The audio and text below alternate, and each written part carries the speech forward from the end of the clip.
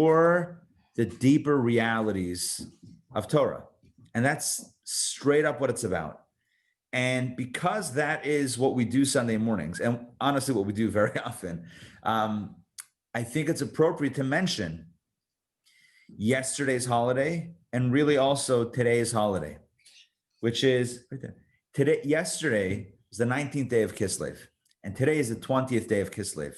By the way, being that today is the 20th day of Kislev, what that means is, what that means is that Hanukkah is but 5 days away. But we're not yet, you like Hanukkah? Kids love Hanukkah, right? And adults also. But we're not talking about Hanukkah yet. Yesterday was the 19th, and today is the 20th day of Kislev. And these are what we call the Chag HaGeula, the days of redemption and liberation of the founder of the Chabad movement, Rabbi Schneur Zalman of Liadi, also known as, AKA, the Alter Rebbe. By the way, Alter means old, and Rebbe means Rebbe. So Alter Rebbe means the old Rebbe. Now, it's less offensive than it sounds.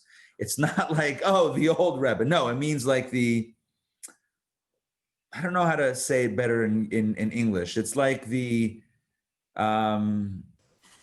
esteemed, original. Revered? Revered. There you go. Yeah, I saw you unmuting, and I'm like, wait, I want to hear. I was waiting for what you had. Yeah, revered Rebbe. So I mentioned this. I mentioned revered means like honored and respected. So Riva wants to know. What do you mean? She's 4. She doesn't know what revered means yet, but now she knows. So I mentioned this. We spoke about this last Wednesday night. We need to mention this though in the context of today's day. Oh, because I need to tell you that although on the 19th day of Kislev, the Alter Rebbe was released from prison, nonetheless, his full liberation, so to speak, only happened today on the 20th day of Kislev. So these are really 2 days of celebration, 19th and 20th day of Kislev, and they both represent this liberation of the Alter Rebbe. But it's more than just the Alter Rebbe, the founder of Chabad, getting out of jail. It's much more than that, which we need to give a little bit more background on that itself. So the Alter Rebbe was the 3rd generation of the Chassidic movement, which was founded by the Baal Shem Tov.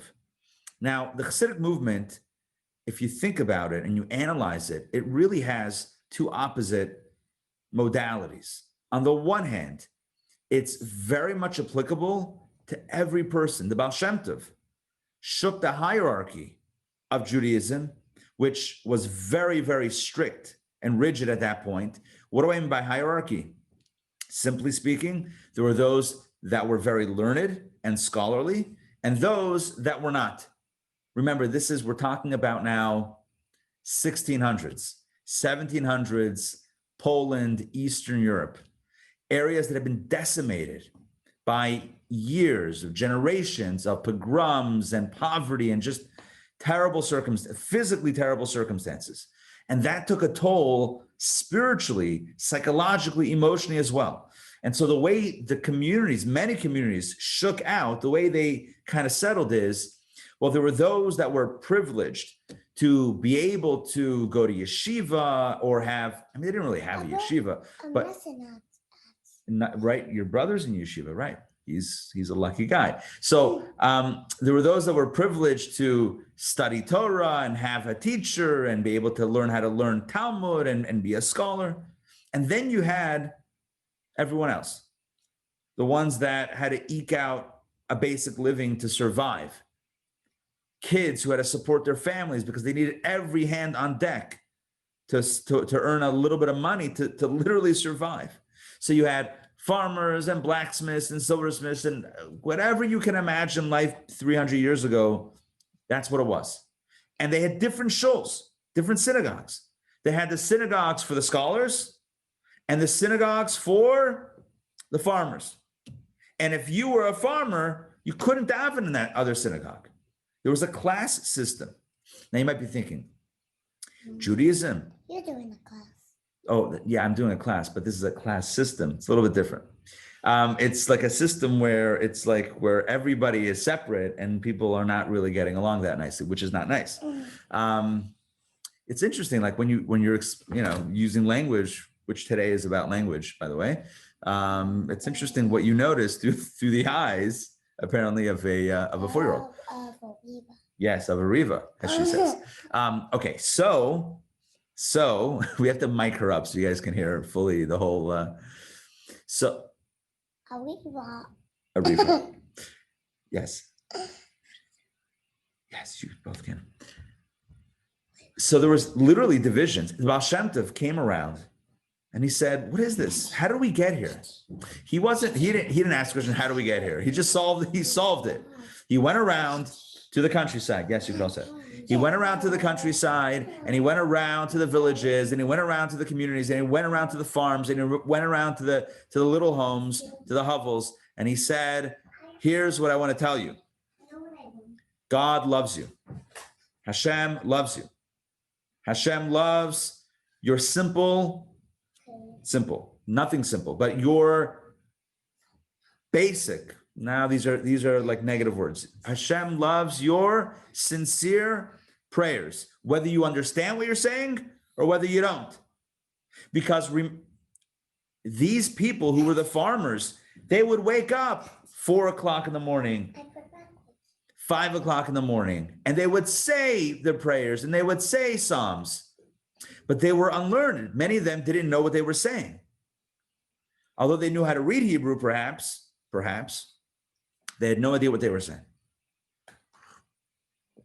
Hashem Tov said, Hashem loves the sincerity. And you know what?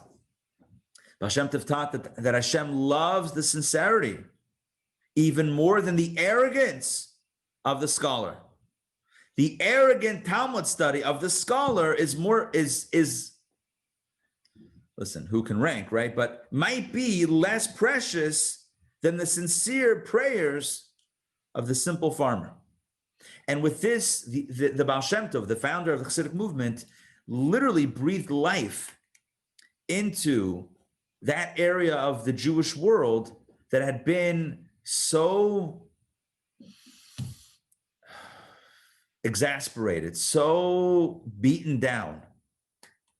There's a beautiful parable that's given for this. In the Jewish tradition, when somebody faints, one of the ways to get them out of the faint, to revive them, is by whispering their Hebrew name in their ear. I can't vouch for this medically, but it says it in the good books, that if you whisper the Hebrew name, it can help revive the spirit because it somehow reawakens the soul. Well, what's the name of the Jewish people? B'nai Yisrael, the children of Yisrael, Israel, right? That's the name that the Jewish people are called. So B'nai Yisrael, children of Israel. What was the Baal Shem Tov's name? Yisrael. So in the Hasidic tradition, it says that Hashem saw that the Jewish people were faint, right? We were in a state of low energy. So Hashem sent down a soul, God sent down a soul into this world whose name was Yisrael. And by calling that child Yisrael, this person Yisrael, the Baal Shem Tov, Baal Shem Tov reawakened the spirits of Jewry. That's on the one side. On the one side, the Baal Shem Tov was a champion of the people, a people's person. Everybody is holy, so to speak. On the other hand, the Baal Shem Tov would teach also the greatest secrets of Torah, the greatest secrets of Kabbalah. And it's not a contradiction, because the deeper you are, the more you realize how connected everyone and everything is. So in the Hasidic movement, you have the two opposites. You have the unmitigated love for the other, right? Untempered, unchecked, boundless, infinite love for your fellow, and also a fierce dedication and devotion and attachment to the deepest secrets of Torah. So this was the movement that the Baal Shem Tov started. The Baal Shem Tov started teaching not just everybody the power of simple prayers or sincere prayers, but also tidbits of the deepest teachings that were understandable by everybody. This was continued by the second generation of the Chassidic movement, the Maggid of Mezrich, Rabbi Dov Ber. It was continued in the third generation by many Chassidic masters, including the Alter Rebbe, the founder of the Chabad movement. One second. And it was the Alter Rebbe, the founder of Chabad, who was imprisoned falsely on false charges, imprisoned in the year 1798. And in 1798, the charges against the Alter Rebbe were essentially high treason. What were the charges of high treason about? Well, the claim was, first of all, there were many claims, but the claim, one of the primary claims was that he was supporting the enemy of Russia. He lived in Russia then. Russia was ruled by a czar, by a king, and he was essentially being charged with high treason, going against the king. What was the charge based on? Well, he was supporting Jewish communities in Israel, which was then under the Ottoman rule, under the Turkish rule, and the Ottomans and the Russians were not at peace with each other. They were in a conflict, and so these roundabout charges were that somehow the Alter Rebbe, by giving tzedakah to Jews in Israel, supporting Jewish life in Israel, was somehow trying to subvert the kingdom, the czar, the rulership of Russia. Now, of course, these charges were not genuine. Where they came about, how they came about, is the subject of another Farbrengen.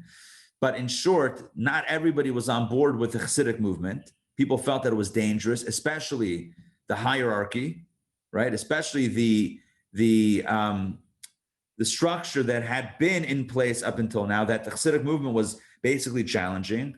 And the charges essentially stemmed from some of those circles who were trying to bring down the Chassidic movement. So there was, listen, I don't want to speak negatively, but the bottom line is there was a lot of, within our own ranks, unfortunately, some conflict. But what's the point? The point is the Alter Rebbe was imprisoned on these, again, false charges. The good news is, by the way, the end of the story is he was exonerated 53 days later, fully exonerated of all charges and cleared with honor from all suspicion. So that's the end of the story. But I will tell you that I heard this last night. Somebody mentioned to me that the story goes that during the 53 days, he was interrogated. The Alter Rebbe was interrogated by many, many different interrogators. One of the people that they sent into his cell was I don't know if they called it a psychologist, but a psychoanalyst, some sort of psychologist, to assess the Alter Rebbe. And the assessment was done, sponsored by the prosecution. And the expert psychoanalyst came back with the following report, that here's a man who has incredible ambitions.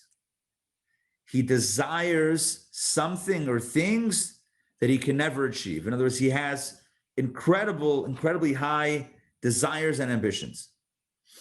And the prosecution said, you see, he wants the crown. He wants to overthrow the czar. That's his ambition.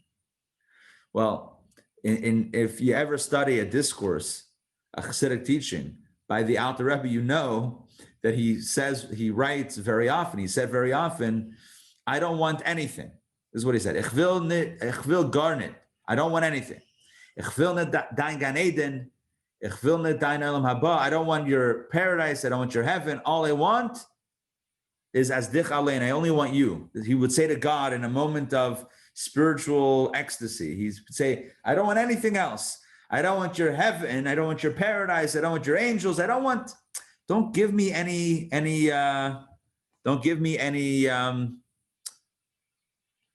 shiny lights. All I want is you. All I want is essence. That's what he wanted. It's a beautiful expression of pure devotion to the source. And that, of course, can a human being really perfectly connect with the divine essence? No, not with the body, for sure not.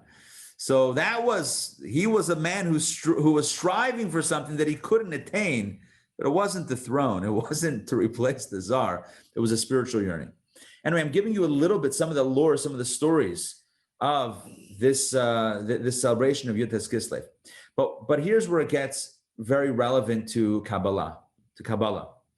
And that is that the Alter Rebbe, notwithstanding some controversies on the ground, the Alter Rebbe understood one thing, that if he found himself in prison, there was a spiritual cause for it, because nothing just happens on the ground. Nothing like Joseph. We're about to start this week, the Joseph story in our cycle of Torah study. It's the Torah portion of Miketz, right? Not Miketz. This is Vayeshev. Vayeshev is this week. So Vayeshev, we read about the story of Joseph. And Joseph reminds us that, yeah, you can blame the forces on the ground, but then you're missing the real drama. The real drama is the spiritual forces of why you're here, right? Joseph gets sold by his brothers, but he never blames his brothers. He says, God sent me on a mission to Egypt. What's my mission? Sorry for giving away too much of the story, perhaps. Spoiler alert, right? But Joseph, by the end of the story, doesn't harbor any grudges to his brothers, because he says, I know I'm here for a mission. The Alter Rebbe in prison knew that, yes, this vendetta, that fake charge, this whatever, but bottom line is there's something spiritually at play here. What was spiritually at play here? So the Alter Rebbe writes, or it's recorded at least in his name, that when he was in prison, and I mentioned this Wednesday night, but I need to mention it again, when he was imprisoned, so the spirit, the souls of his teacher, the Maggid of Mizrach, Rabbi Dober, and his teacher's teacher, the Baal Shem Tov, the founder of the Chassidic movement, they had both passed away, but their spirits, their souls appeared to him in prison. And he asked them, why am I here? What's going on above? You guys are above? What's happening up there? Why am I here? They said, it's because you're revealing too much, too many secrets. It's because you're opening up the floodgates of divine wisdom. It's never been open to this extent before. So he asked them, okay, so what's the message? Should I stop? They said, no. Once you've started and once you get out of here, once you've started, you need to go even more. You need to explain it with even more. You need to teach these teachings with even more Havana, with even more understanding. And it seems like a contradiction. Like if the problem is that he's teaching too much, how is the solution to teach more, right? If in heaven, the issue is that he's teaching too much Kabbalah, too much spirituality, then how is increasing it the solution? So I'll tell you a thought that I had last night about this. And it deals with something that we've talked about before regarding light and vessel. Right? So typically a good match is when you have your light fitting the size of your vessel. So whether we're talking about, contents in a beverage, contents in a cup, we have just the right amount of liquid in your cup that it fits, or whether it's the idea in your presentation, you want to have just the right amount of light, so to speak, in the right size vessel. Well, what happens if you have too much light and too little vessel? Well, then the vessels can shatter, but you gotta tweak something. So how do you tweak it? There's two ways. You ready? Here are two ways. Again, I'm giving you a scenario. Your light is too big for your vessel. You know what? I'm not going to tell you. What are the two options? Your light is big and the vessels are small. What are the two solutions to even things out? Help me out. Solution number one is less light. Less light. Solution number More two, vessel. more vessel. This sounds like A great beer taste, commercial. less filling. Sounds like that Miller Lite commercial back in the day or something like Eight that. latkes. Right, exactly. So one way is, the light's too big for the vessel. Let's cut the light. The other way is, let's broaden the vessel. The Alter Rebbe is in prison. And why is he in prison? Because there was too much, he was sharing too much light in the world. So what's the solution? Either cut down the light, but no, the Maggid and the Baal Shem Tov told him in prison, the solution is not to cut down the light. The light's already out. The solution is to teach it in a way that you're building the vessels that can receive it. If we study Kabbalah today and we understand it, it's because of the trailblazing efforts of the Baal Shem Tov and the Maggid and the Alter Rebbe and all of the great Hasidic masters who were Kabbalists, who took Kabbalah that was literally taught one person at a time in a forest, oftentimes, perhaps, right? By the third tree, etc., to one student. If we're studying it in mass, if we're studying it in a way that makes sense to us, it's because of the efforts of these incredible spiritual giants who saw that it was necessary. There was a new chapter in history. It was necessary now to bring the greatest light into the world. And when it was mismatched, the solution was not to cut the light back, to roll back time, but to broaden the vessel, which is Chabad. What is Chabad? Chachma, Bina, and Dat. It's wisdom. Well, I'm going to give you this the traditional translation, wisdom, understanding, and knowledge, but it's about explaining the deepest secrets in a way that's logically understandable. The Alter Rebbe devised a formula, an intellectual formula for making sense of the deepest divine secrets that were before that written completely in code. If you knew the code, you could study. If you didn't know the code, you were out. Even if you knew the code, what were we talking about? Code. Something foreign. The Alter Rebbe translated not just language, but translated ideas into normative application. So if you and I can study Kabbalah, whether it's Sunday mornings in this setting, or whether it's any time, if you and I are able to do that, it's only because of what happened on this day, Yud Tes Kislev, the 19th and 20th of Kislev, in the year 1798, when the Alter Rebbe was in prison, and he was told while he was still in prison, he was told that when you get out, you got to open it up even more, and in a way that it's going to be understood to broaden the vessels, open the light, and also open up the vessels. And that's what we have. So the 19th and 20th days of Kislev, yesterday and today, are what we call the Rosh Hashanah of Chassidus, the New Year, Happy New Year of Chassidism, of Kabbalah. It's a time when we spend literally our time and our focus on the deeper secrets of Torah. We talk about it, we study it, we bring about it, we make good resolutions for the coming year. You know, Rosh Hashanah, you make good resolutions for being a good person, being a spiritual person. New Year's, January 1st, maybe you make resolutions about the gym or whatever it is. But what about Yud Tes Kislev? What about yesterday and today? It's resolutions about Kabbalah, resolutions about the spiritual wisdom that we have access to. It's about how do we add, how do we increase, how do we integrate it more into our lives.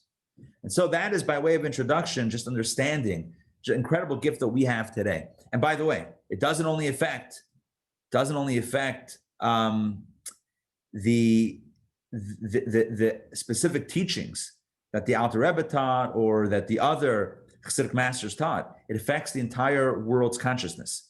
There's an incredible discourse that our Rebbe taught back in the 60s, 1960s, where he says essentially, that, what is Kabbalah? Kabbalah is the soul of Torah.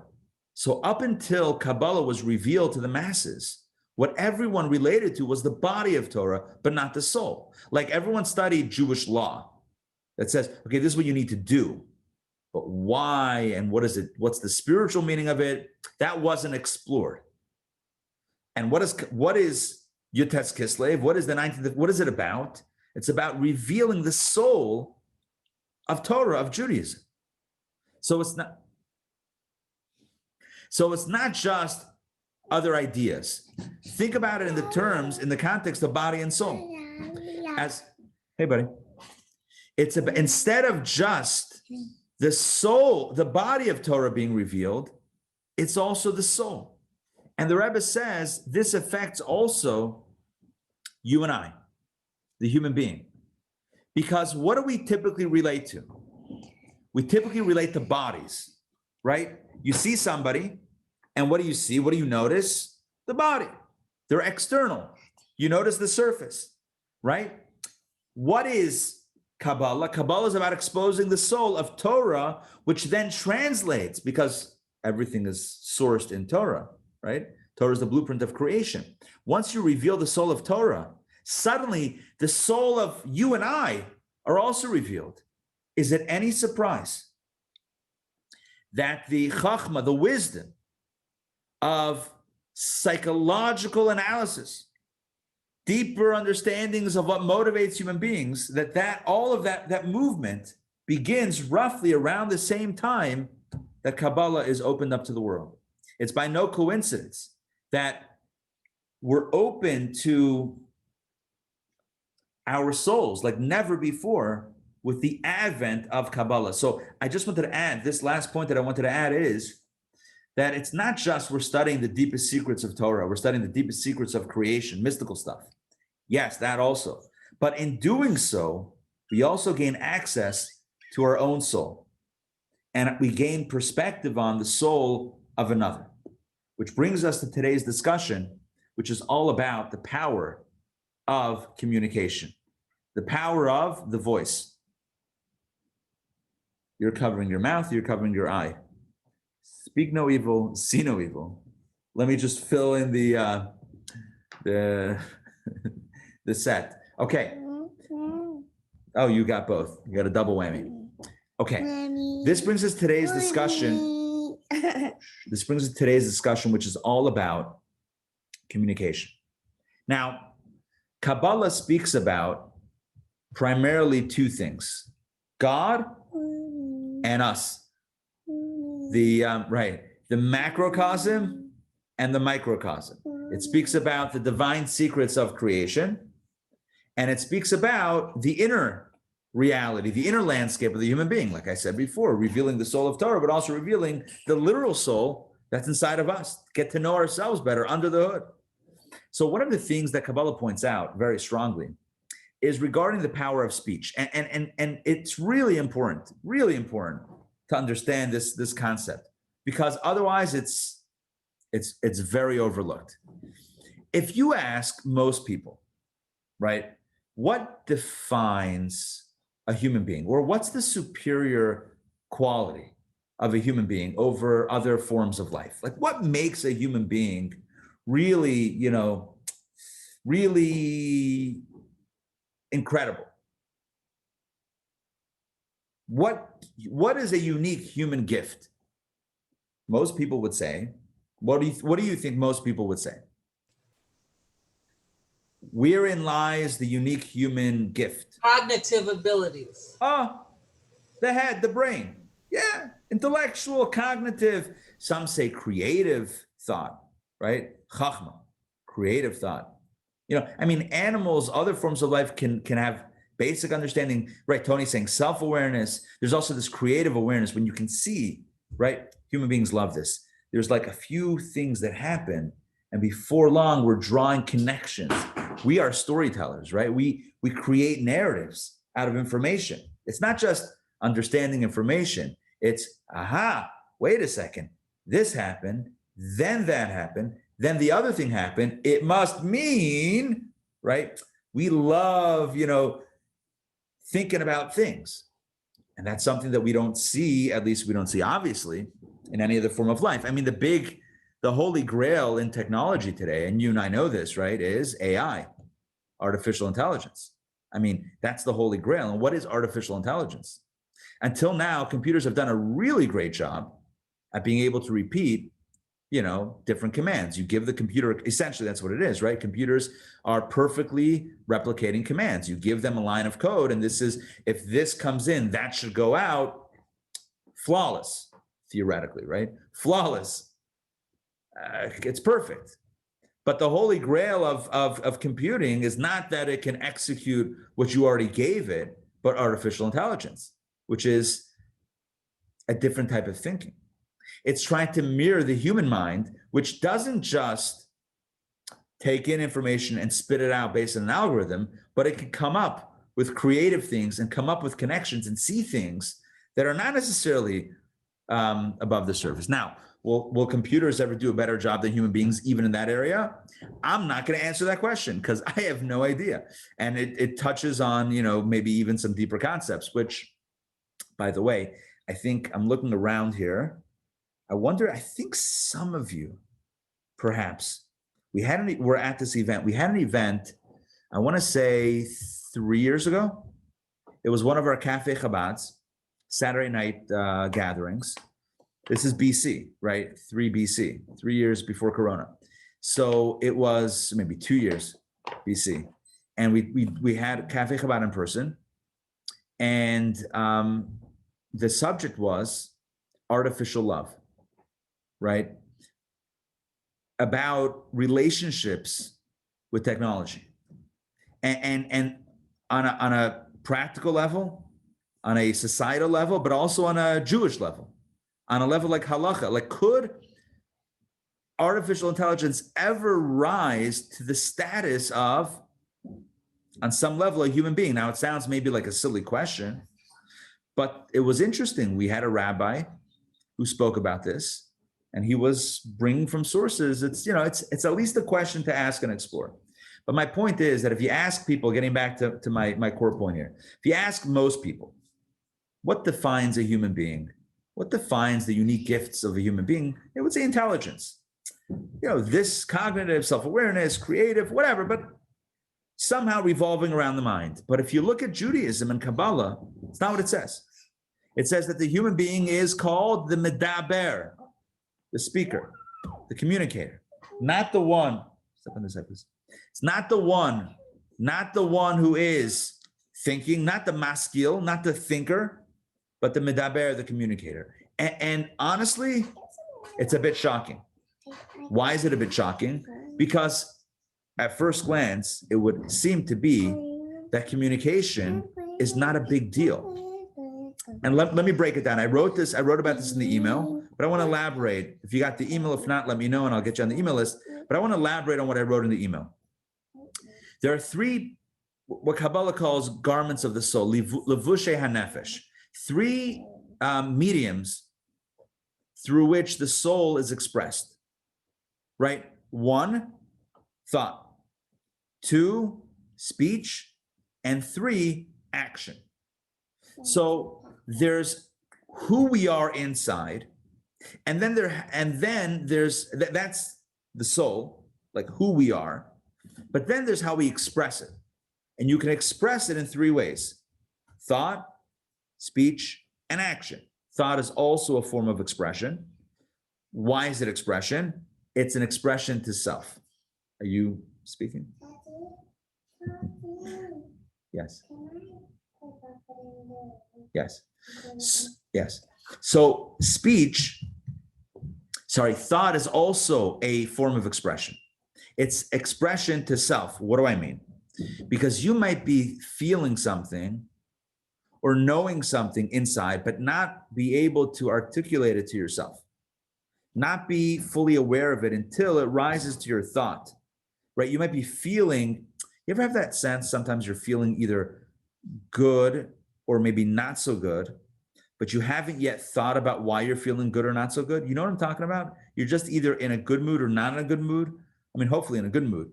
But then you're like, why am I in a good mood? Oh, yes. Oh, yeah. That's awesome. That's why, right? You ever have that experience? I love that, by the way. It's like a great little surprise. It's like, oh, you're feeling good and you even, tracked it down. That's great. It's fantastic. So thought is revelation to self. Speech, revelation to others. And action, of course, is action. But most of us would say that the first and the third garment of the soul, thought and action, are the most important. Because thought is where you think and you're creative and self-revelation. It's like thought is where it's at internally. And action is what makes a difference in the world, right? Action speaks louder than words. Action is king. We live in a world, The world that we exist in, according to Kabbalah, is called Olam Ha'asiyah, the world of action, right? It's not about intentions, it's about action. So either the first or the third garments are the most important, we would think. Right? So thought is important and action is important. What about speech? Speech is like this middle child, right? Speech is, Marsha, Marsha, Marsha. What is speech? Speech is little Brady, I'm saying Brady in my head, Brady Brunch, but they weren't eating. Brady Bunch. Yes, little Brady Bunch reference there. Might as well, listen, we're looking at the squares. They were so ahead of their time. So look, it's kind of the middle garment that gets like, speech. Speech is not creating anything, and it's not doing anything. It's just sharing ideas. And that's important, but it's not as important as coming up with the ideas. And it's not as important as implementing the ideas. I mean, again, let me just define what I'm saying. Thought is creating the ideas, and action is implementing the ideas. What speech? Oh, I have a good idea. I'm telling you about it. What's the big deal about speaking, right? Seems to be like the lowest on the totem pole. But what Kabbalah says is, on the contrary, it's actually the highest. Let me explain why. But first, let me reiterate what I said before, that human beings are called the medaber, the communicator. And if we're called the medaber, the communicator, that means that speech, dibur, right? Medaber means the one who speaks. Dibur, speech, is the highest. Because we're not called the maskil, we're not called the intellectual ones, nor are we called the, I don't know what the right way to say it would be, nor are we called the action ones. We're not the thinkers and we're not the doers, we're the speakers. That's what we're called in Kabbalah. We're called the speaker. Why? Here's what Kabbalah says about speech. And this is absolutely relevant. First of all, it's always relevant. It's relevant to the times we find ourselves in. It's relevant to the 19th of Kislev. It's relevant also to our text that we're studying. Why is speech so sacred? Speech is sacred because speech, like no other power, reaches the essence of the soul.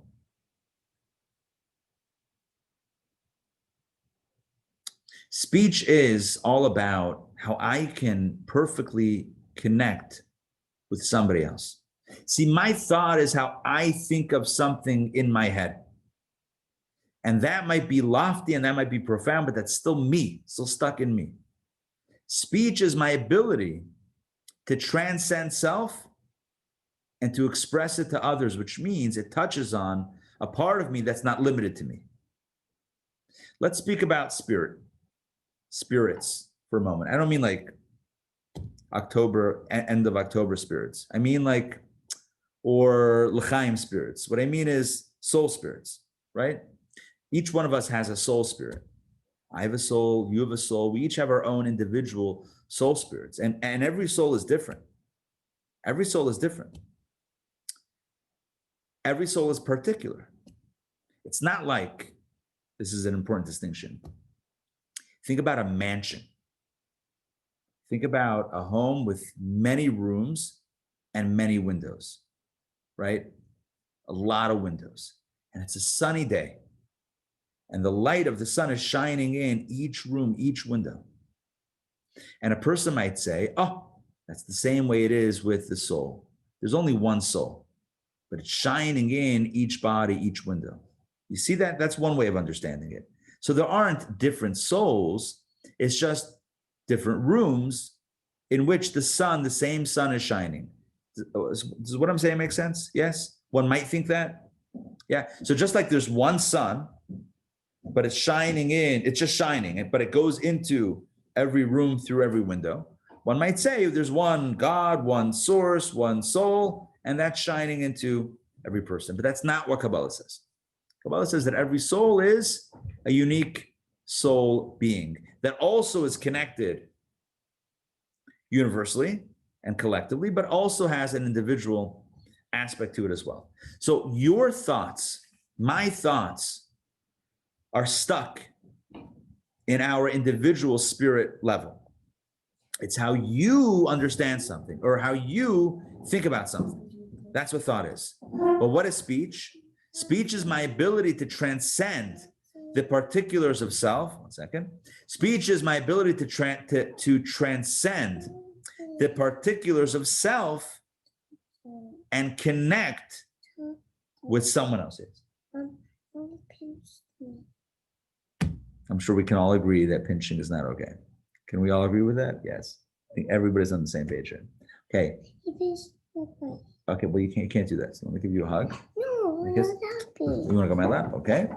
All right. So what's the point? Communication is what lifts us out of ourself. What lifts us out of our, we're sharing. Sharing is caring. So it's what lifts us out of ourselves and doesn't keep us stuck or tethered in our own, oh, you guys have to keep your hands to yourselves, in our own particularisms. That's what speech is. So thought, guys, you all have to jump off. Yeah, everyone has to jump off. So thought is how I think, and speech is how we share this, transcending self, how we equalize it and share it with others. And that's why it represents a part of the soul that's higher than you.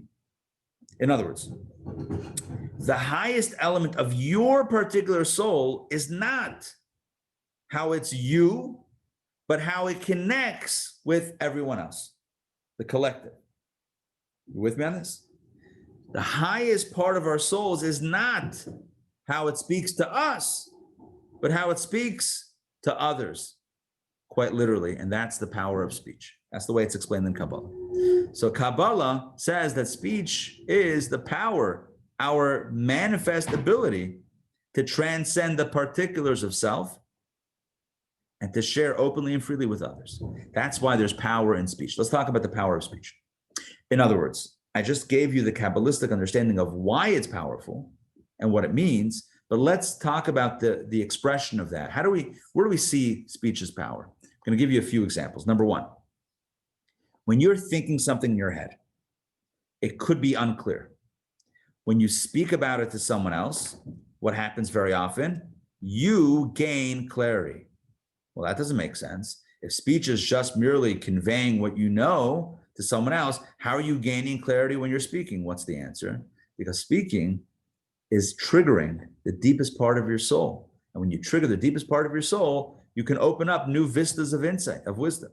So again, when you have lack of clarity in your own head, you're confused about an issue or it's complicated and you're not really sure about something, and you speak it over with somebody else, suddenly it can refine your own thought. Speech can add to wisdom. Let's speak about emotion. You're feeling something in your heart. You're feeling something, whether it's love or something else, and you speak about it. Speech typically magnifies the emotion. When you're upset about something and you speak about it, more often than not, you're getting more upset about it. Now I know that therapists will say, it's good to speak about things. And I'm not doubting that. But what I am saying is, it says in Kabbalah that the antidote to anger is silence, not speaking about it. Now, again, I'm not advocating not speaking about things and brushing things under the carpet and letting things like get build up inside to the point that they explode. No, obviously that's not healthy. But at least in the moment, speaking about something is not always the best way to reduce a feeling, because speaking about feelings, magnifies, expands the emotion. I'll give you an example. Let's say you're upset about something that somebody did to you.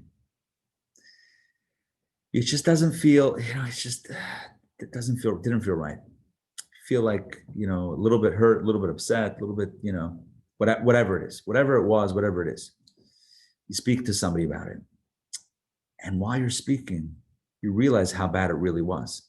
Has that ever happened to you, right? As you're speaking, you're like, you know what? It's even worse than I thought. This is not even the first time. And before that, and you start creating all of these things, all these connections and all. And before you know it, what started off as a little grievance, you were upset a little bit. Now suddenly it's a big, huge war, right? What happened? You spoke about it.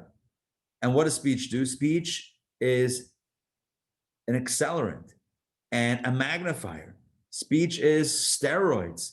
It takes ideas and expands and clarifies them, and it takes emotions and expands on the emotions.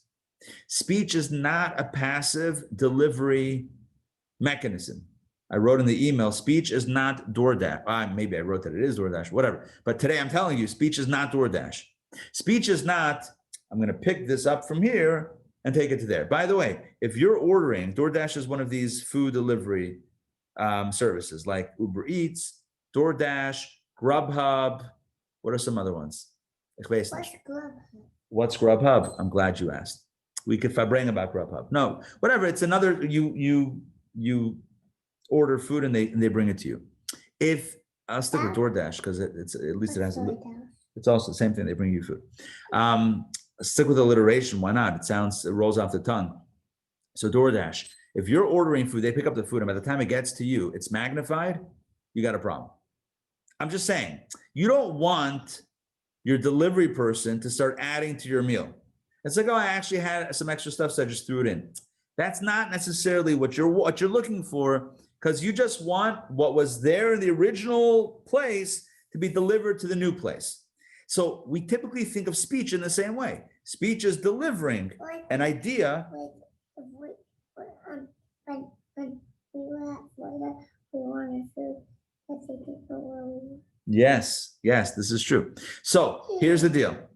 Speech, we typically think that speech is taking your thought and sharing it with someone else, or taking your feeling and sharing it with somebody else. And it's like DoorDash. It's not going to diminish. It's not going to add. It's not going to, nothing. It's just going to take, it's like from point A. Oh, hey, from point A, by the way, Tony, on the way. So if from point A to point B, that's it, right? It's just moving from here to there, but that's not what speech is.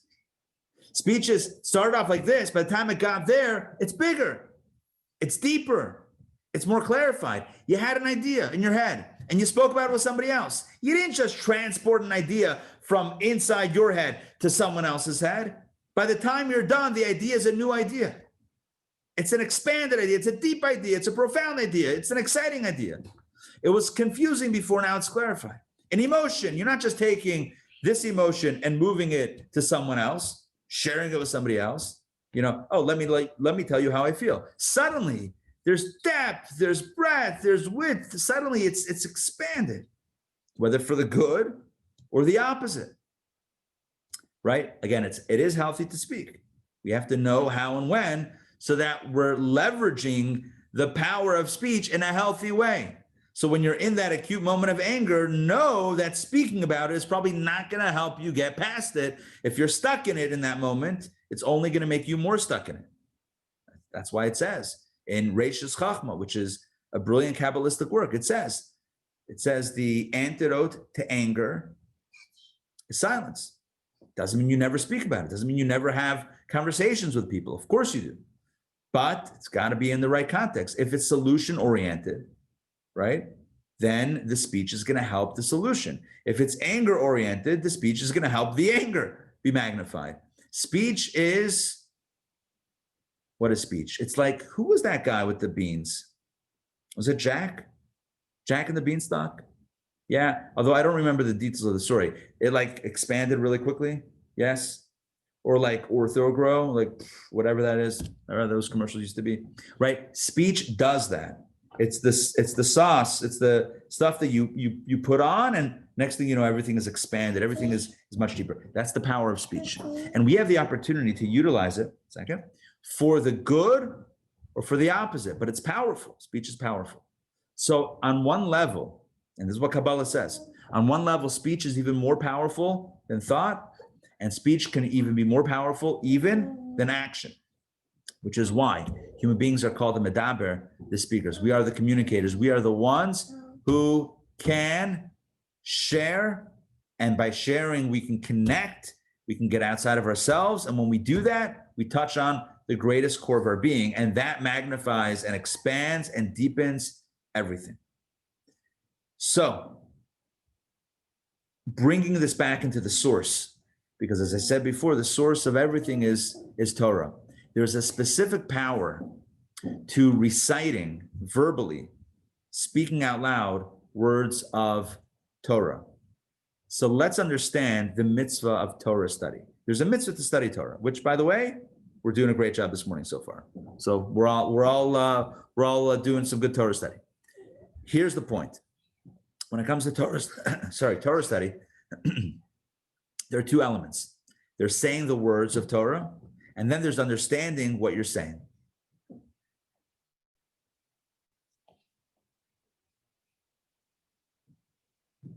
Okay, so I can't help you right now, but I can help you soon. So, okay. So, all right. So start, and then we'll figure it out.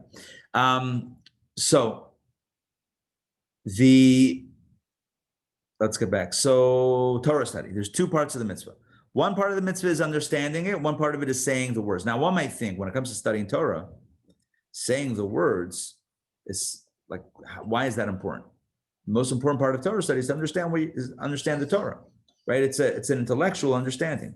But now, based on what we just described about the power of speech, hopefully you and I can recognize that there is a particular power in saying the words of Torah, even when we don't understand them. This is called Korah Batorah, reading Torah. It doesn't mean reading from the Torah necessarily in synagogues, when we read from the Torah, but it means speaking words of Torah, irrespective of whether we understand them or not. There's value in speaking words of Torah. That is infinitely valuable. Why? Because again, the power of speech. One second. And I want to share with you what it says in the good books. It says that one who reads Torah, what happens? It summons forth their voice, saying words of Torah, summon forth the words of God, who then speaks the words alongside us. We're going to have this in chapter 32 of our text. By the way, we're up to the final chapter of our text. Chapter 32, Lev, the heart of this heartfelt discourse, is all about the power of speech and about specifically the power of reciting words of Torah. Again, we should understand them ideally, but even without the understanding necessarily, reciting the words evokes. Remember what I said before about speech? Speech triggers the essence of the soul. Well, speech of Torah also triggers the essence of God and summons forth the essence energy known as the Ein Sof, the infinite light, into this world. And when you have an influx of infinite light into this world, you have the objective of this entire discourse, all 32 chapters, which is peace. What is peace? Peace is a reconciliation of opposites. Peace is harmonizing two different aspects. You have this and you have that, and the goal is to try to get them together, mediate, right? Create a bond between two opposites. How do you do that? As we've been discussing for a long time now. How do you bring together two opposites? By introducing a power that transcends them both. Like we gave the example a long time ago about the angels, right? How do the angels that are all different personalities, spiritual personality types, how do they get together? Oseh shalom bimromav. How do they get together? Peace above. It's when they stand before God. God is a force that transcends their particulars, right? God transcends the particulars. That is what draws the opposites together. And so the same thing is down here. Oseh shalom bimromav, the one who makes peace above, who yaseh shalom aleinu, should also make peace here below. And how is that done? Not passively. We say, God, please make peace on earth. No, it's through our efforts, but it's also spiritually done through our Torah study, First of all, it transforms the way we think, which we've been discussing the last several weeks. But also in addition to that, Torah summons forth the essence light, the infinite light, known as the Ein Sof, and that harmonizes all of creation, including harmonizes different forces amongst human beings. All right, hold on one second.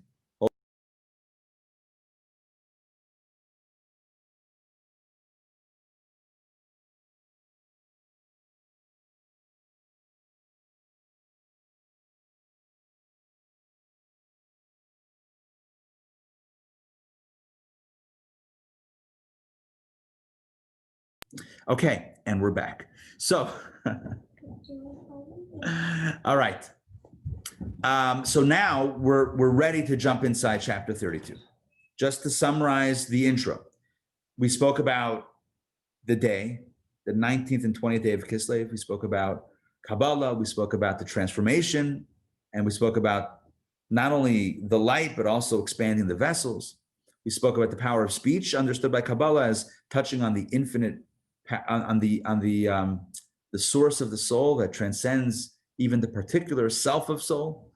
And we spoke about the power of speech vis-a-vis Torah study, that when we speak words of Torah, we're summoning forth the infinite light into the world, which helps bridge the gap between opposites. It helps unify opposites when you have this influx of greater light. And as you and I have discussed before, it's bringing two things together is always a product of a higher influence. I can't do it right now. Okay, so let's jump in. I am going to momentarily share my screen with you.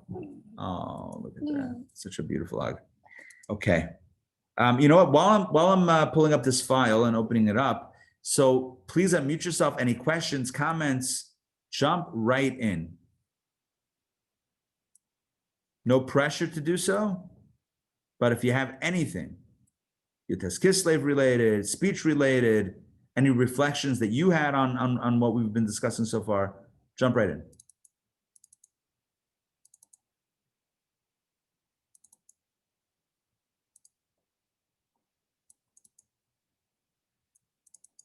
Okay. All right. I take that as a sign that everything is making sense, which is also good. Okay. Let's see. We got the file. Bum, bum, bum, bum. Okay. Reba's giving us dramatic background music, which I love. Okay, here we go. Sharing my screen. Okay, let's jump in. By the way, want to say welcome to, let's see, Danielle. I don't think we had a chance to welcome you. Welcome. And Toba, welcome. I've mentioned you before. All right, and of course, everybody here is, it's great to have everybody here. Okay, let's jump in. Let's jump in. This is chapter 32, page number 70. If you have the book, then you can look at it there. Otherwise, follow with me along on the screen, please. All right, here we go. The Lord, this is, okay, before we start, this quote is from Psalm 145, also known as the Ashrei prayer, because we recite it a few times every single day. Psalm 145. It says, Karov Hashem, l'chal karav, l'chal asher yikru'u be'emet. It says, the Lord is close, now inside. The Lord is close to all those who call upon him. And then it says, to all those who call upon him in truth. So it's just kind of shortened over here. The Lord is close to all those who call upon him in truth. Now, if you just stop right there, just that one first line, at this point, you should know what that means. The Lord is close. The essence is summoned when we call upon him, when we articulate the truth, which is, we know Torah is synonymous with truth. So when we say words of Torah, that's what summons God. And that's what he's about to explain. I.e., to those who call, back inside, to those who call upon the essential being of the Ein Sof, by means of the above described supernal delights in the truth of Torah. In other words, when is God close? It's when we call forth, when we summon forth the Ein Sof, the infinite essence of God. How do we do that? Through the Torah, which is the supernal delight. We spoke about that a few weeks ago, the idea of divine pleasure in Torah. And Torah is also truth. It's pleasure, it's truth. And that's how we summon forth God, the closeness of the Ein Sof. This is the meaning, back inside, this is the meaning of studying Torah lishma. What does lishma mean? It means for its own sake. So before we go any further, before we continue with the comma and the em dash, which is probably not grammatically whatever, should have one or the other. But here's the point. Before we go further, let me explain this phrase, and I'm going to highlight it here, called Torah lishma, Torah for its own sake. So we can study Torah for any number of reasons. We can study Torah because, I don't know, we were kids and we're sent to a Torah school and we're studying Torah because that's what they study. Okay, that's one. You can study Torah because you want to learn and you're interested in the wisdom of Torah. Great. You could study Torah because you want to be a scholar. Great. You could study Torah because you want to be respected. Ooh, okay. Or you could study Torah for its own sake, not for your sake, for its own sake. That's the highest level of studying Torah. See, any personal agenda means that you're studying Torah, but you're really doing it for you. You're doing it for you to know, for you to understand, for you to be wise, for you to be a scholar, for you to be honored or whatever it is. It's for you. And that's okay. I mean, that's not a bad thing. It's still, you're still studying Torah, but it's not the highest level of Torah study. What's the highest level? When you're doing it altruistically. In other words, for its own sake. And let me stop sharing for a moment and give you an example, right? Let's talk about helping someone else out. You can help someone else out because it makes you feel good, because it's, you know, it's going to get you honor or fame or whatever it is, or you're helping them out to help them out. And it was for them. It's not for you, it's for them. I mean, it's the most straightforward way. It's the purest way. And it's the highest way, right? It's without a personal agenda. I'm here to be there for the other. That's it. It's not about me, it's about them. That's the highest level of chesed, of kindness. The highest level of Torah study is in a similar fashion. I'm not studying Torah for myself, for how it makes me feel, for how it makes me think. I'm studying Torah for the sake of Torah. Question is, what does that actually mean? What does it mean to study Torah for the sake of Torah? Like, I understand what it means to help someone out for them. That I get. Someone's in need and I help them out. Not for me, for them. They needed help, I'm helping them. That I get.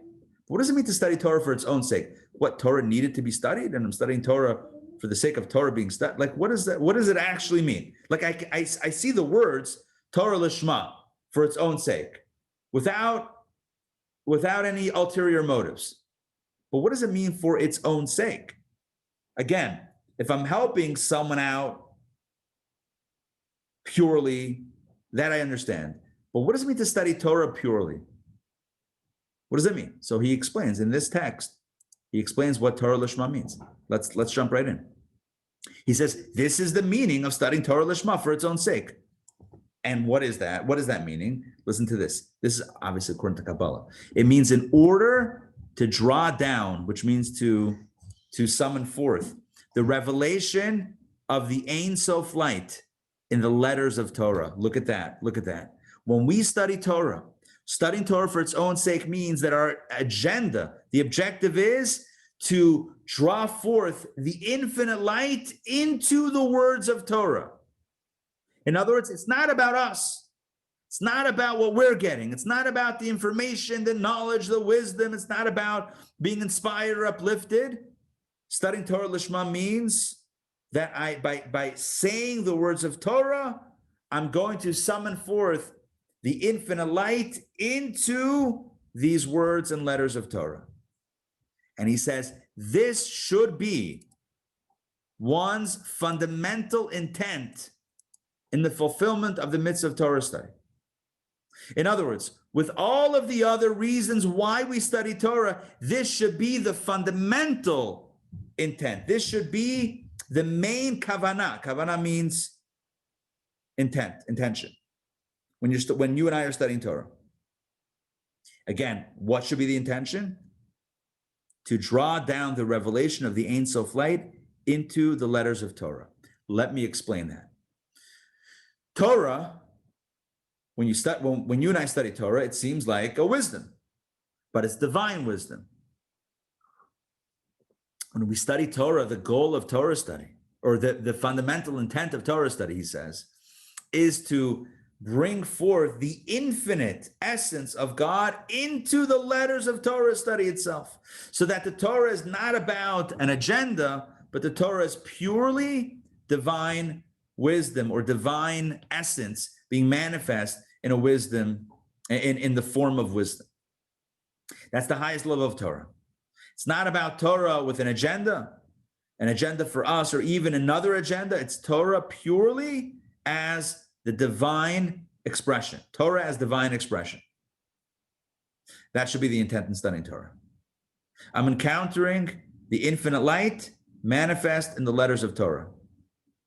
And how does this happen? He continues inside. And it comes through calling. And the reason why he uses the word calling in quotation marks is a callback to the opening verse of this chapter, where we said the Lord is close to all those who call upon him in truth. L'chol asher yikru'uhu, kara, those who call upon him in truth. So what does it mean to call? So he says it comes through calling. What is calling? I told you this before. Reading and studying the written Torah and the oral Torah. So how do we fuse the infinite light into the letters of Torah? How do we bring the infinite energy of God into Torah, and by virtue of that also into the world?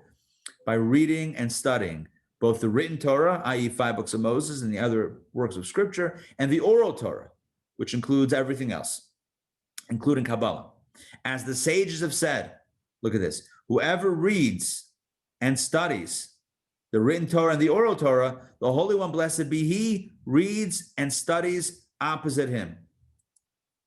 So even the act of reading, and also the act of studying, but even the act of reading, this is where the power of the voice comes in.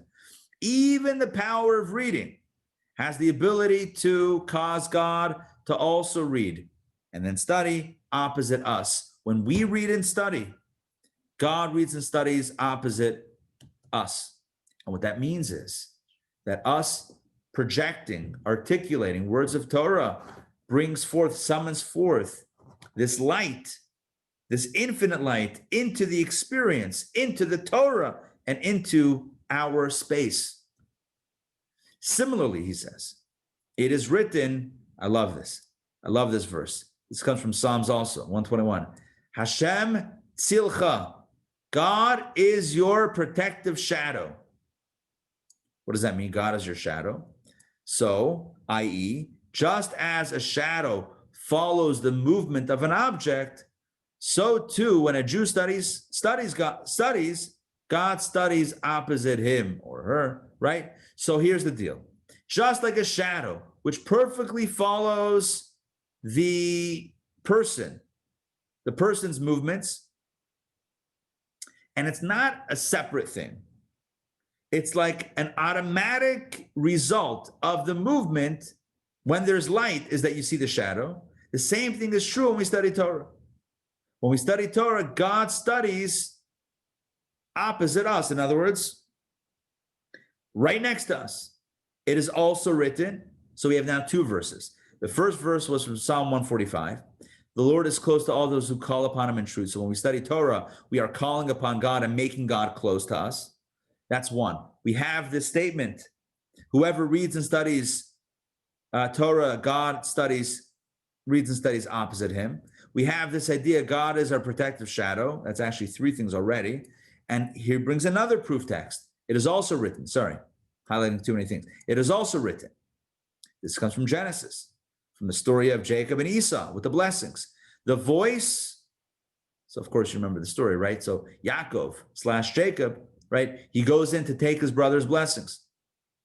His father can't see. His father his eyes aren't able to see. So he dresses up in the clothing of his brother, puts on skins that make him feel nice and hairy like his brother to take the blessings. So his father says, speaking to him, he says, I don't get it.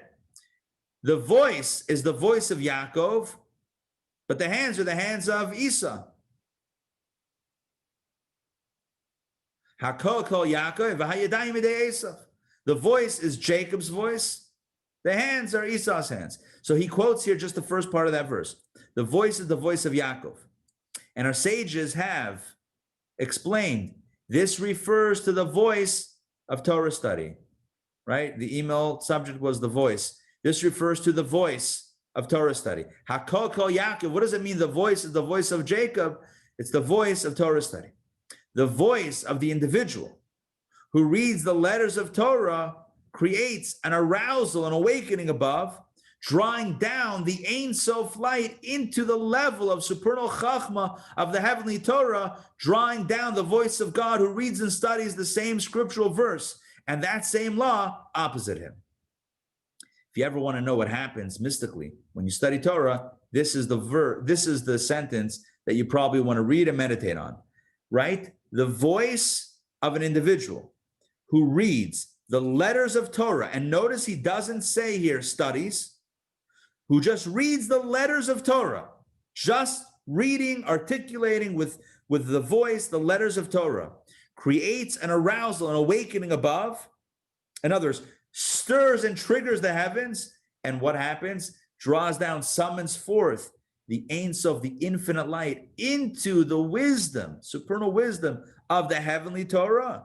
And then that triggers downward further the voice of God to study opposite, nearby the person who's studying Torah. You could be sitting at home by yourself, studying Torah, and our sages are telling this to us, and Kabbalah is telling this to us, that you are not alone. When you study Torah, God is studying Torah with you. Kabbalah would say, which reality of God, so to speak, which dimension? The essence. You're not just getting some, manifestation of the divine force that does this, that, or the other. No. This is essence of God. The Ein Sof light, the infinite light, is summoned forth into the wisdom of Torah that you're studying right now, and God is therefore right there sitting opposite you. It's powerful. So in the revealed parts of Torah, it says, in Nigla, the revealed parts of Torah, it says that when you study Torah, God is studying Torah right nearby. But Kabbalah adds, what are we talking about? The infinite, the essence, the infinite essence of God, the Ein Sof light, which first is fused with the wisdom of Torah and then comes down into the Torah study. I just need to explain what this means practically. What this means practically is that when you and I are studying Torah, we're not just studying a wisdom, a philosophy, right? We're not just studying, Jewish wisdom, Jewish ideas. It's the infinite essence of God being manifest in wisdom that's accessible to us. That's a different meaning. It's not just getting ideas, wow, nice ideas, beautiful Jewish philosophical ideas or spiritual ideas. That's not what Torah is.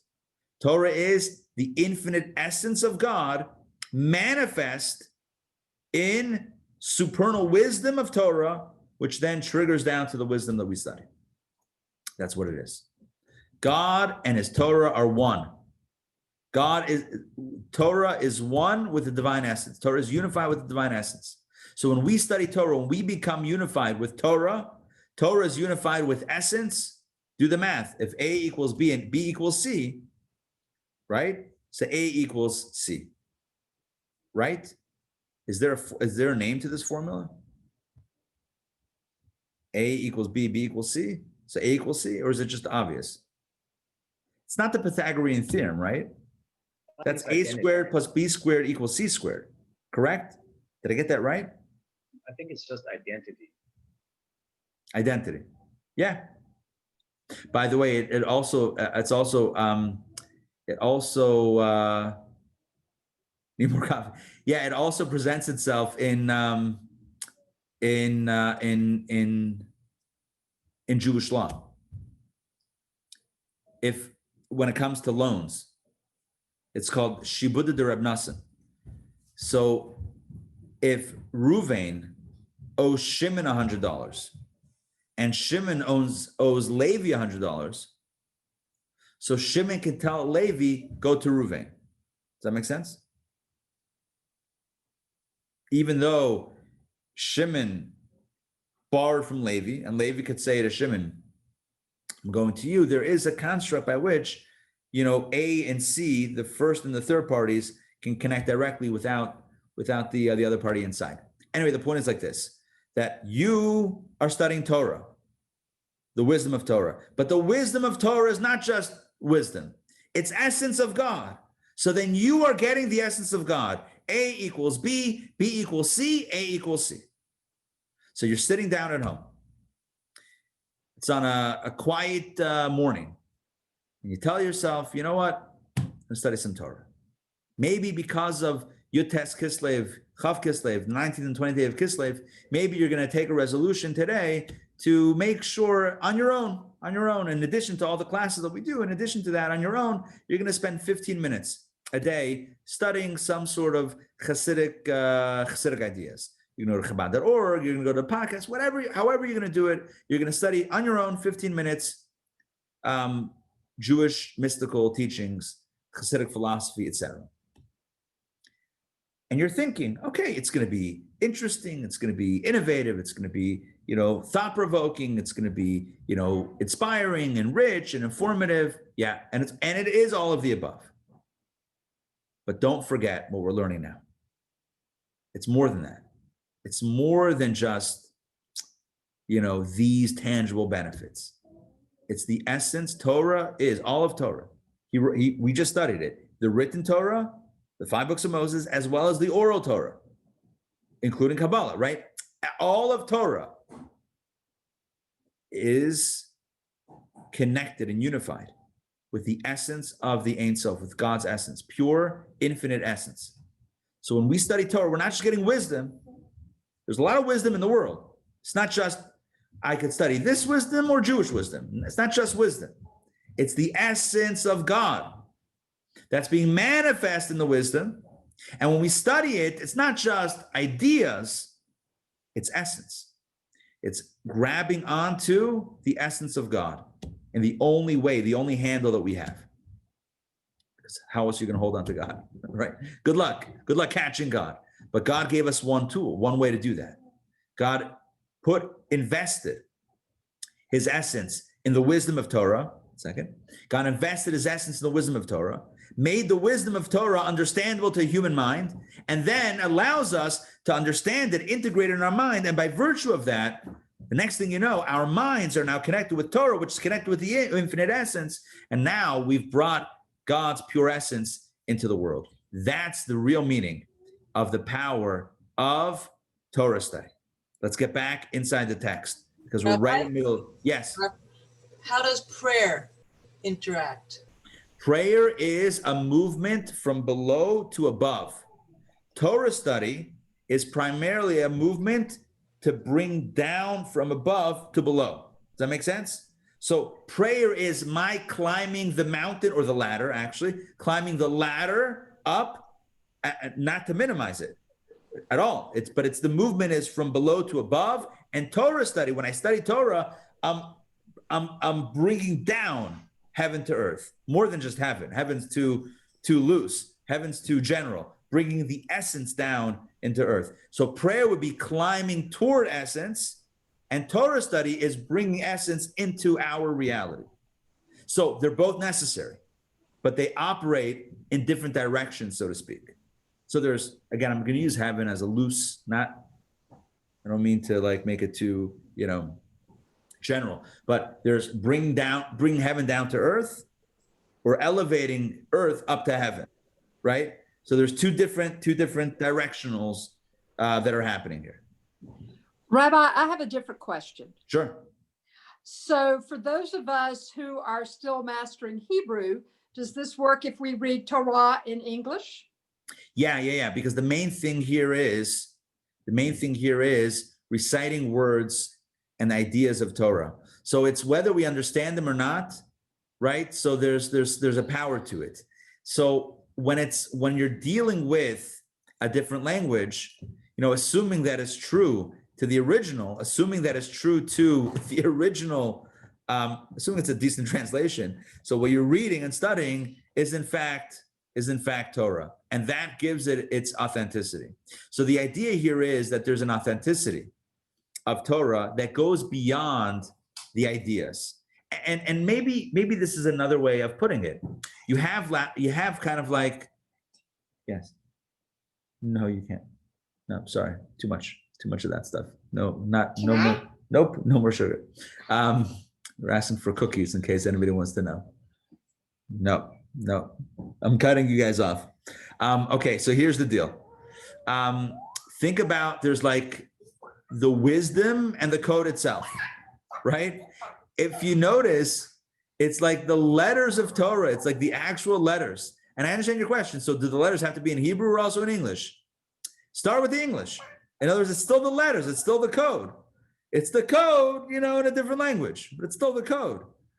So it's almost like when we understand it, there's a risk of us limiting the whole experience to our particular application. It's like, oh, this is what it meant to me today. And that may seem like to us sometimes like the whole thing that we're doing, the whole purpose. When you study Kabbalah, you realize, it's not just about me and what I gained from it. It's about summoning forth the essence into Torah, into the world. And that's like that's kind of bigger than just what I'm getting from it. Let's continue inside. This constitutes the enclothing of the Ein Sof light in the voice of Torah. Look at that. You're taking the Ein Sof, the infinite light, and putting it in, so to speak, the voice again of Torah above, i.e. the Torah at the level at which it is his delight. And this is the meaning, he says, of who, quote, getting back to the verse that we started this chapter with, God is close to all those who call upon him. So this is the meaning of who call upon him, i.e. him, meaning his essence. And how do you call upon divine essence? How do you summon forth? How do you dial God's essence? It's with the truth of Torah, because it says God is close to all those who call upon him in truth. And so when we study Torah, which is the Torah of truth, that is how we summon forth the infinite essence. This is the meaning of Lishma, studying Torah for the sake of Torah. For with this reading, God reads and draws himself into the Torah at the level of supernal delights.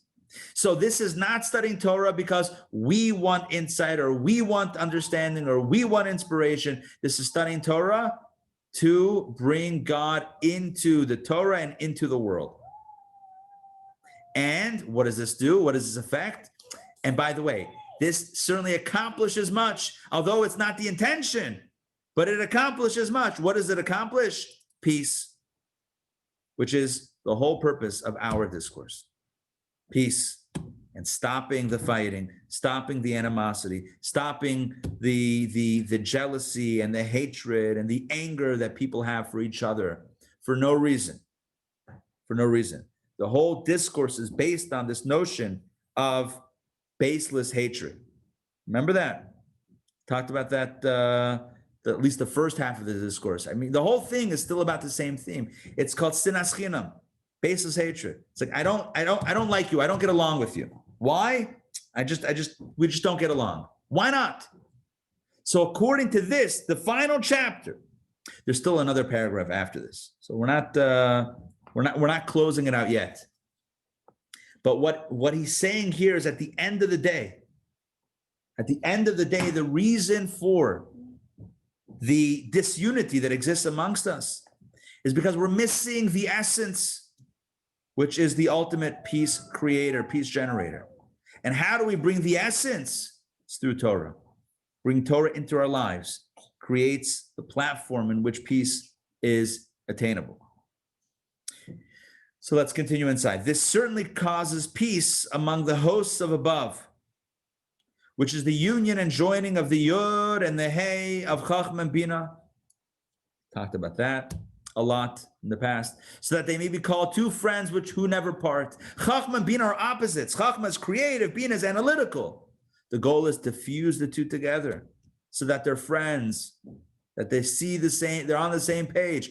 Chachma and Bina, yin and yang, right? They can't get along. Absolutely they can. Absolutely. When you draw down the infinite light into the space of Chachma and Bina get along. So it creates a unity amongst Chachma and Bina. Let's continue inside, fusing the contraction of Chachma and the expansion of Bina, fusing the concealment of Chachma. Remember, because Chachma is still not fully understood, and the revelation of Bina. Again, when you bring the infinite light in, it's the ultimate connector between the Chachma and Bina, between the contraction and expansion, between the concealment and revelation, according to the measure necessary for the Hishtalshalut, for the evolution of the worlds. And this, he says, is the distinctive attribute of truth. This is what truth is. It's the ability to contain opposites. Truth is the ability to contain opposites and to combine them in due proportion. This is why it is the Torah that fuses concealment and revelation and does so in the proper measure, because Torah is truth. This fusion means that the opposites are no longer opposed. Instead, both elements will now shine constantly like two friends who never part, which means, by the way, that each individual doesn't need to give up their individuality, but they recognize that there's a place for the other. Within their own particularism, there's a place for the other's particularism. There is a constant flow from concealment to revelation, chachma to bina, i.e. from nothing to something at all times, one prompting the other like a wellspring that issues forth constantly from concealment to revelation and expands into a river. That's the innovation of chachma that goes into bina, into ideas that we can implement. The spring, the wellspring into the river. And this is brought about by the emanation of the Ein Sof light, by a light that transcends both Chachma and Bina, the infinite light in the Chachma of the written and oral Torah, which are called Sefer and Sipur. We don't have time to explain this right now. In the level of truth which mediates between Chesed and Gevurah. This is what is meant by the phrase, who call upon him in truth, specifically the truth of Torah. So what is the bottom line? The bottom line is that when we study Torah, even when we just read the words of Torah with our voice, we're summoning forth the Ein Sof light, and the Ein Sof light is going into the Chachma, the wisdom of Torah. And the wisdom of Torah is not just the wisdom of Torah, it's also the Bina of Torah. And what that means is that we fuse together the opposite of Chachma, Bina, contraction, expansion, concealment, revelation, to the point that both can coexist, and not just coexist in a cold war, but work together with each other, hand in hand, hand in glove. It's about honoring distinction. It's about honoring difference. It's about recognizing that each has its place, and each one can work together. And it can work together when, and only when, we have a higher intention, a higher purpose in mind. It's kind of like we said before about a relationship, that when the relationship, when two people have in mind some higher value, it's much easier to navigate the particulars. It's like, even if it's not divine, even if it's human, it also helps, right? So I'll give you a quick example. You have a couple. And the question is, what movie are we going to watch tonight? And one person feels strongly it should be a rom-com. The other one feels it should be, a thriller, a dramatic thing. If there's going to be a fight about this, it's going to undo the whole purpose of this evening, which is to have an enjoyable evening together. So if you keep the higher picture in mind, you can navigate the particulars even when they're different. It's when you lose sight of the bigger picture that the details can become so blown up, and the distinctions can turn into divisive tools. Distinctions are fine. Individuality is fine. We can get along. It's like puzzle pieces. The fact that they're cut differently is fine because you can fit together. But it's when you lose the whole picture that the individual pieces are like, well, we're not aligned, we can't get together. It's like, wait a second, do you know who you are? You're a piece, and you're a piece, and you're meant to stick together, right? It's like, no, I don't see it. I just see different cuts and different grooves. I don't know, I'm shaped this way, you're shaped that way. We can't get along. It's a very small-minded focus. What leads to animosity and hatred and fighting, interpersonal fighting, is a very small-minded view.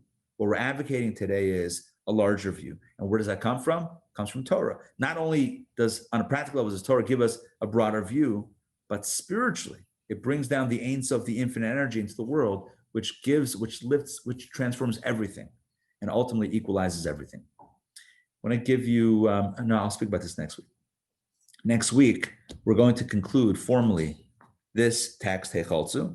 Next week will be Hanukkah already. It's going to be the Sunday morning of, well, the first night of Hanukkah is Thursday night. Thursday night is one, Friday night, Saturday night. So it will be the third day of Hanukkah, Sunday. We were saying yay, very happy. No, for 8 days. For 8 days, exactly. This will be day number 3. So we'll celebrate in Hanukkah Spirit, Hanukkah edition. And I'm going to tell you, as we conclude this book, this work, this magnificent work that we have spent over a year studying consistently. I mean, fairly consistently, almost every Sunday morning. I'm going to share with you the origin story that I have never shared with you before. Maybe you would have thought that I should have shared at the beginning, but I'm going to share it next week. The origin story. Why was this discourse about love, about getting along, about fighting discord? Why was it originally authored by the Chassidic master who authored it? Next week, find out the origin story and find out the incredible meaning for it in our own lives as we conclude this text. Now, you may be wondering, once we conclude this text, what are we studying next? You'll have to come back next week to find out. And I will reveal and announce the next text of Kabbalah and Coffee next week. The origin story, the next text, and of course, the grand conclusion of our text. All right. Thank you for joining me this morning for Kabbalah and Coffee. I want to wish you a good Yom Tif. It should be a spiritually uplifting day. A few very quick announcements. Hey, Mariana, good to see you. A few quick announcements. Hey, shalom. So quick announcements. Number 1, tonight we bring back the fireside chat. It's been a little while. It's been a few months, but we used to, in the beginning of being online. So we were doing fireside chats every Sunday, leading thinkers, leading scholars. Tonight we're back. We have two sessions back to back this week and next week. Jewish fireside chat available, open to all. Feel free to share the links or the link. It's a Zoom link. 8 p.m. It's going to be about a 1 hour program, and it's all about the Kabbalah of Hanukkah, the deeper themes of Hanukkah, the holiday that's coming up. So specifically tonight's topic, I'm calling it, it's all Greek to me. It's all Greek to me. But what I mean by that is what the Greeks didn't understand. What was the issue that pitted Hellenism against Judaism that caused the conflict that led to the story of Hanukkah? What was the conflict between the Greek way of thinking and the Jewish way of thinking? Join us tonight. We have with us an educator, a speaker, Mrs. Becky Miller, who's going to be presenting, 8 p.m. You can find the link on the website, go to intownjewishacademy.org. It's right there on the homepage. Jewish fireside chat. It's like a chair with a menorah in the background. Click on it, and it's got the Zoom link right in there. So join us tonight at 8 and spread the word. Tomorrow night, we have our Hanukkah jewelry workshop. Yes, get your Hanukkah jewelry ready. Donna's going to be leading the workshop. We're going to be having a Hanukkah online pre-Hanukkah celebration and schmooze and discussion and exploration. That's tomorrow night also at 8 p.m. Check the website for more information. A special announcement. Two more announcements. Tuesday night, we're launching a brand new Talmud course. If you've wanted to study Talmud, if you've studied it before, or if you've never studied it and you want to jump in, 4-part series on the Talmud. If you're wondering what the Talmud is, then you definitely want to study Talmud. Right? That's for sure. If you know what it is, you definitely want to study Talmud. Either way, you definitely want to do it. Tuesday night, 8 p.m., Rabbi Mendel Jacobson, a Talmud scholar, is going to be leading the course. Jump in. Again, check the website for details. Final announcement is Saturday night. Saturday night is this next Saturday night will be Hanukkah also. And I forget which night or day, but it'll be during the holiday. Hanukkah celebrates the ancient miracles of salvation in Israel. What we're going to do is we're going to talk about modern miracles in Israel and the Iron Dome missile defense system. So I secured the top chief engineer who built the Iron Dome missile defense system in Israel. You know, that's the system that shoots down the rockets when they come into the airspace, shoots them out of the sky. 2,500 rockets have been shot down in the last 10 years. Could have done untold I mean, who knows how much, God forbid, damage it could have done.